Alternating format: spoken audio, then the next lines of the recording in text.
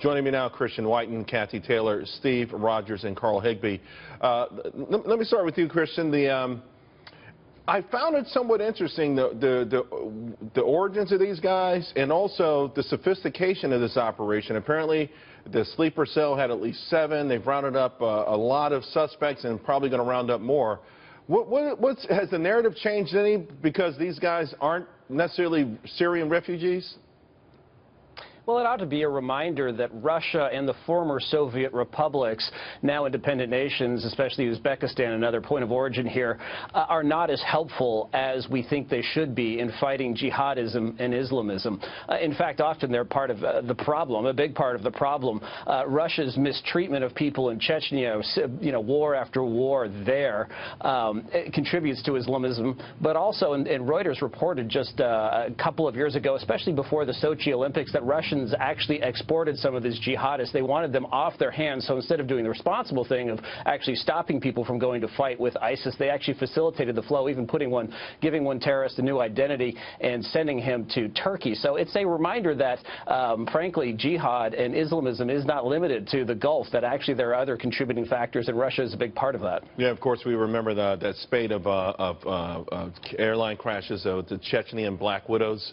But it is amazing in the sense that it's so hard to keep track of who's whose friend and who's enemy, because it's so convoluted. And Carl, you and I talked yesterday, and you're saying, listen, maybe this would all be solved if we really took an effective action and just simply went in and destroyed ISIS. I mean, go in there with a tough battle plan. Donald Trump has echoed that as well. People want to echo Donald Trump. Yeah. Well, people want to know exactly what that means, though, because it sounds like you guys are saying that we're going to do things that typically the American military wouldn't do. Okay, 1, define a goal. 2, define how you're going to reach that goal, what resources, and that includes boots on the ground, men and women in combat, all right, in combat roles. And you take the handcuffs off. You let them go out there and you let them put bullets in But taking the handcuffs off, does that mean higher civilian deaths? Yes. Yes. Unfortunately, yes. And does it mean killing the families of ISIS members? If necessary, yes. Okay. And it's unfortunate, and I know it sounds crash and everything, but look, if these people are living in the same house as an ISIS soldier, they know exactly what they're doing. They're part of the problem. I mean, and Steve Rogers, we do know that particularly in Raqqa, the Christians can't leave. They're using them as human shields, and they're running their operation out of there. And almost every attack that we've seen around the world has its roots back to Raqqa. Look, what Carl is talking about is the unfortunate collateral damage that will take place with a massive air campaign and then a ground assault. The fact of the matter is, Carl, is that the Obama administration has told us for years that ISIS is on the run. Well, they're right. They're on the run to the Western world.